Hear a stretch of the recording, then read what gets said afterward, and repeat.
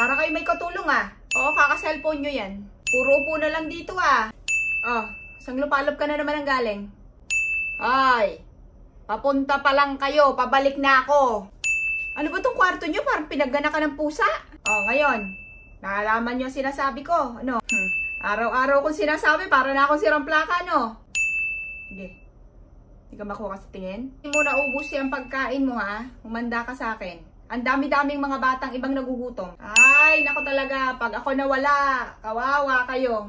Pag uuntugin ko na kayo, hindi kayo titigil. Hindi mo naubos yung pagkain mo. Mananag-inip ka, masasaraduhan ka ng kaldero, hindi ka makakalabas. Sige, pakidalian naman. Aabutin ka na ng Pasko. Kung ayaw nyo magugas ng plato, huwag kayong kumain. Anak, gumising ka na. Diba? Nagpapagising ka ng alas 8? 9:30 na. Balang araw, magiging nanay din kayo. Ma, alam mo, binagyo kami sa camping. Ay, talaga? Eh, asan yung tupperware tsaka payong ko?